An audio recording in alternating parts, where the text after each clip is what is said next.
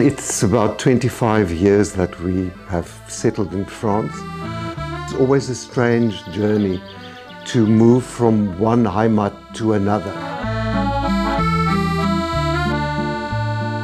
Hello Anne-Marie, welcome to Le Rambouillet. Please come in.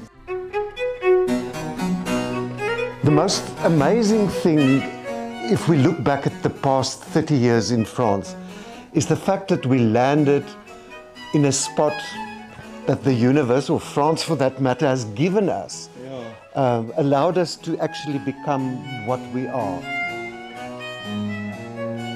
Totally, I think for me it was the conscious decision to stop making a living and to start living life.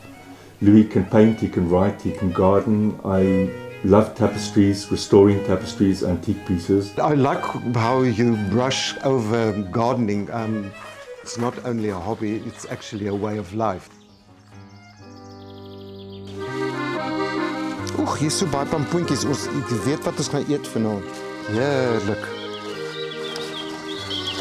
I'm going to do some companion planting in a little patch that I've just created. The quality of the soil is so beautifully rich. That comes from the compost that we make ourselves. But you can see in close proximity, there's my fig tree in harmony with my olive tree, which bears quite a lot of olives. So the next thing, we're going to make olive oil. Watch this space. And then, of course, some tomatoes together with this. And then another thing that I adore is my wide range of basils. Look at the purple basil, the green basil, together with this incredibly energetic tomato plant. To come back to a natural way and a natural state of living, to me is the important thing in my life. At this point in time, a little bit older, it is time to move towards nature and not try and control it.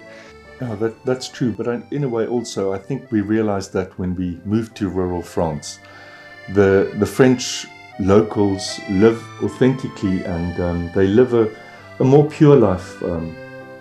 Yeah, that's one of the things that was so inspirational, is to see how seasonally the rural French eat. The market days that happens in our village every Thursday is accumulation of cultural and culinary activity. Parfait. Merci à vous. Bonne journée. Bonjour.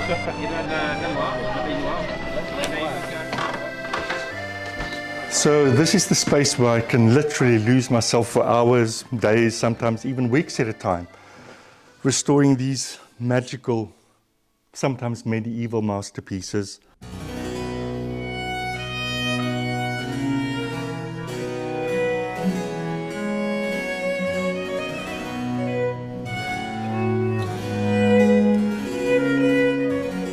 Tapestry in France, in Europe, has a long tradition because they've been weaving in Aubusson, in our neighboring town, since the 15th century.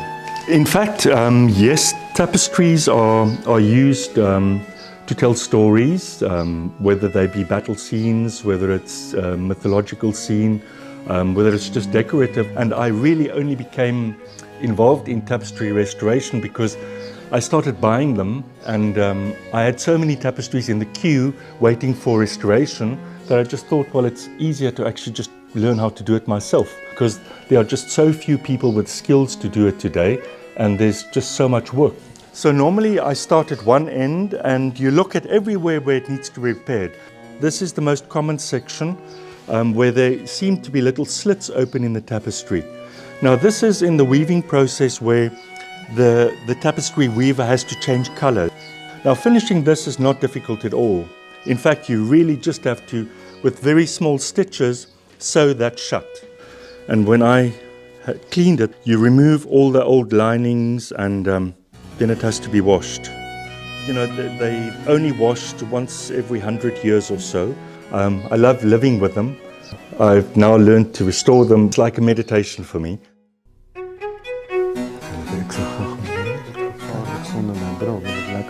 But what Louis absolutely loves is what precedes the tapestry, the creation and the restoration of the tapestry cartoons. The carton is the pre-sketch made to full scale, full color, but in mirror image of what is being woven in tapestry.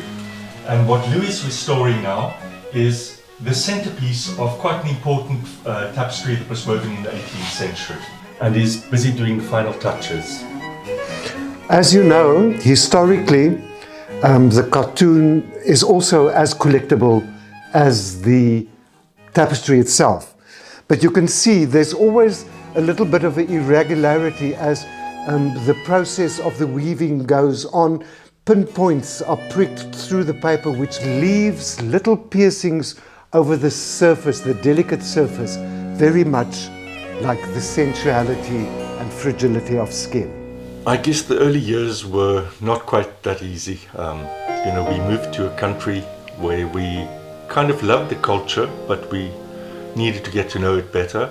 It was so difficult in the beginning that we had dinner parties where only Hardy and I were English speaking and the rest was French. And we still laugh when we recollect those memories because people left at 10 o'clock because we had nothing to say. Then they stayed until 11 o'clock because we had learned a little bit more French. And in the end, now we have to chase them out after midnight and say, okay, ça c'est suffit. And we just decided early on that the only way really to settle in a new country with a new language is to immerse yourself fully in it.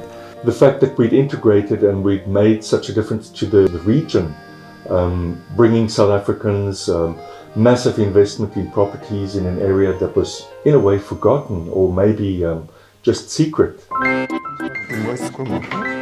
We're going to prepare the one recipe out of our book. There's a vegan on my veranda, and it's a wonderful quiche. Mushrooms and onions are a beautiful combination, and we've got this fresh red onion, so we're going to add them, and I'm going to take some herbs and spices from the garden. And the onions do particularly well at the foot of all fruit trees. It provides nutrients to the fruit trees, and also it takes away some of the bestiaires that eat the fruit. The Incas started with this companion planting thousands of years ago. It's actually as old as the mountains that we should let nature show us how to plant. Voila.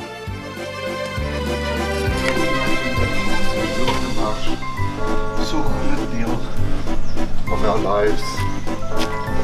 So we shop and then we come and listen to the church bell.